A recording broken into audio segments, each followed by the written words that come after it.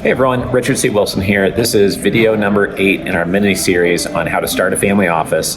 This is going to be on one of the most powerful topics that's really transformed my business. It allowed us to hit 7 figures in revenue our first 3 years in business. And now after 15 years, it's still one of the most powerful strategies we continue to use over and over again.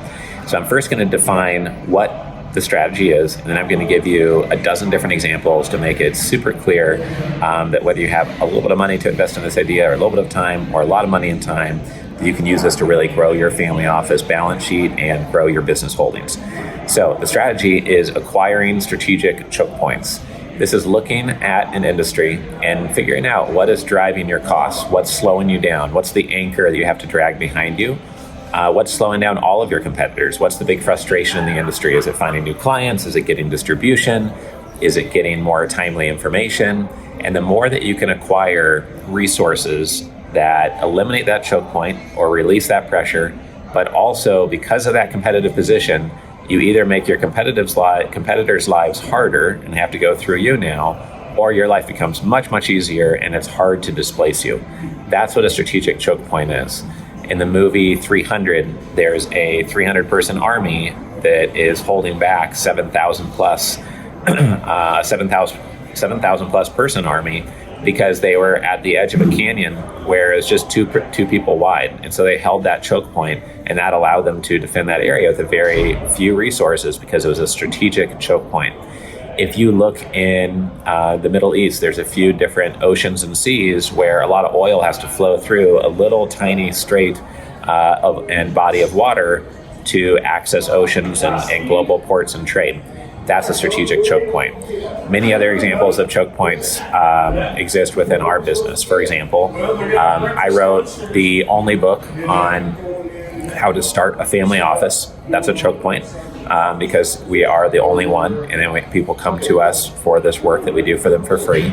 We also last year bought billionaires.com. We just interviewed Mark Cuban as our 14th billionaire on the platform. By the time you listen to this, hopefully we'll have 15, 20, maybe even 30 plus billionaires we've interviewed on billionaires.com. And there's only one billionaires.com, and we're building it in a way that adds value to everybody as we go. And so as we build that resource, it's going to be something that makes it easier for us to meet new billionaires, easier to get billionaires to speak at our investor club event, and then that's going to have other investors and other members coming to our events because of that choke point. A couple other examples would be when we are looking to help our motel to apartment conversion group. We've invested in their infrastructure. They buy really ugly motels, convert them into multifamily, studio kitchenettes.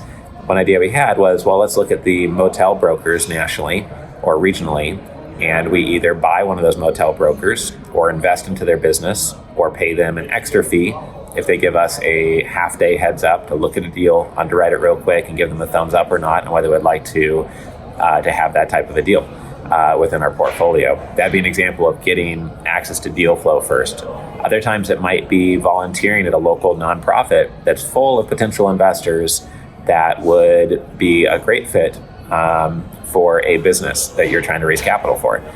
Or let's say, like today, I'm here speaking at a offshore trust and estate planning event behind me here. I just met someone who owns a couple dozen McDonald's. We have a $150 million net worth investor here who's put $1.33 million of commitment into our Airbnb short-term rental fund. And I'm a speaker here and trainer at this workshop for how to create a family office and how to start your family office. That position is a leadership position, and if I don't mess it up, they'll invite me back next year and I'll be able to speak here again and again and again. Some of the speakers here have been coming for 20 years to speak to this very high-end audience in an intimate setting. So if you don't mess up leading your local nonprofit, or if you negotiate the exclusive sponsorship of a local Tiger 21 group, EO group, Vistage group, manufacturing business owners group, whatever your niche may be, then that's a leadership position you can maintain, and it turns into a strategic choke point, because unless you do a bad job or lose interest in doing it, it's now yours and you've secured that. A really expensive version of a choke point, which really drives home this point really clearly, I heard when I was in Berlin speaking at a private equity event, and it was looking at agricultural assets in Africa. And a lot of people there may own 1,000, 3,000 acres, and the value of that land is pretty low per acre unless there's minerals underneath the ground. But to survey the ground to identify minerals, you have to spend $500,000, and these farmers didn't have that money. So a savvy investor went, bought the airplane, bought the surveying equipment, and went to these farmers and said, I'll survey your land for $10,000, just the price of gas and the pilot. I've already had the sunk cost of the airplane, but if I find any minerals, I would like 5% of all of the value that is found and derived from that. So by making one investment, he's able to survey 100 plus pieces of land and pick up lots of mineral rights. If he had taken that same money and went and bought mineral rights, then he would not have gotten nearly as much for his money. So I hope you can see by giving all these examples of choke points, how it really adds to momentum in business. When we first started our business, we first had the goal of becoming the most visited website on family offices. We bought familyoffices.com. We grew that up. We then wanted to have the best-selling book in the space. We did that. So then we wrote a book on single family offices. Then we wrote a book on how to start a family office to have the top 2 books in those niches. Then we bought centimillionaires.com and wrote the top book on 100 million plus net worth families and the 6 headaches they always have when they come to me. And now we're in the process of interviewing billionaires for billionaires.com. And the medical practice side, we believe in this idea.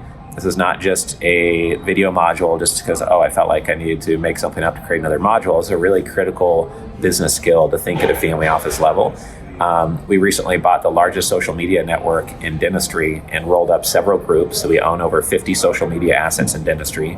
We have 375,000 members in our social media assets. And now that's a choke point because we can get a meeting with anybody we want in dentistry because we have the most influential social media network.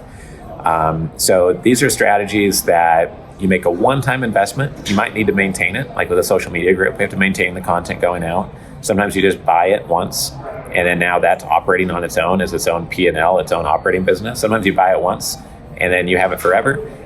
So all different choke points will act differently, but many times once you've secured it, it's relatively easy to maintain that strong position. So I hope you found this idea as exciting as it is to me. This idea has really changed my life. Eben Pagan turned me onto this idea when I went to him when I started my business, and I said, if you were to point me to one book that would scale my business to 7 figures, what would it be? And he said, Mastering the Rockefeller Habits by Verne Harnish. He didn't even hesitate. And in that book, there's one chapter on acquiring choke points. If you love this concept, I've got a 60-minute webinar just on choke points. I like talking about this stuff just for fun. So if you want to identify choke points for your family office, for your balance sheet, or your business, or if you want to help setting up your family office, then of course let me know. That's the whole point of this series. This was video number 8. Our next video in the mini-series is going to be on investment structure strategies. And it's going to be a great one, so I'll see you in the next video.